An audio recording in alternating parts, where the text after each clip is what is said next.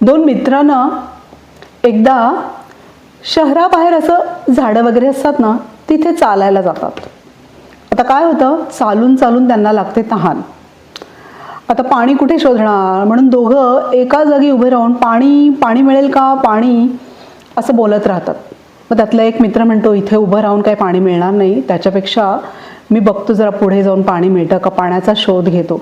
आणि तो पुढे पुढे चालतो आणि फायनली त्याला पाणी मिळतं. पण दुसरा मित्र काय म्हणाला की मी इथेच उभा राहतो आणि बघतो पाणी मिळतंय का. पाणी पाणी पाणी कोणी देतंय का, मिळेल का पाणी, नाही. त्याला सुद्धा चालत चालत पाण्याचा शोध घ्यावाच लागेल. बरोबर. तर बोध काय घ्यायचा या कथेमधनं, की तुम्हाला कोणतंही उद्दिष्ट जर साध्य करायचं असेल तर कष्ट करावे लागतील. तर आता आपण सध्या कोणतं उद्दिष्ट ठेवलंय, वजन कमी करण्याचं. आणि मागच्या वेळीच मी तुम्हाला सांगितलंय की येणाऱ्या गुरुवारी जो व्हिडिओ आहे तो 7-8 मिनिटाचा असेल, तो जरूर बघा. कारण कष्टाशिवाय फळ नाही.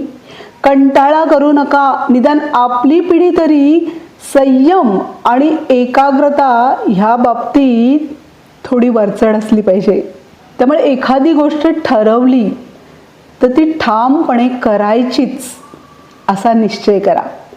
तो व्हिडिओ बघा आणि आपलं वजन नियंत्रणात कसं ठेवायचं हे शिकून घेऊया आणि ते नियंत्रणात ठेवण्याचा प्रयत्न पण करूया.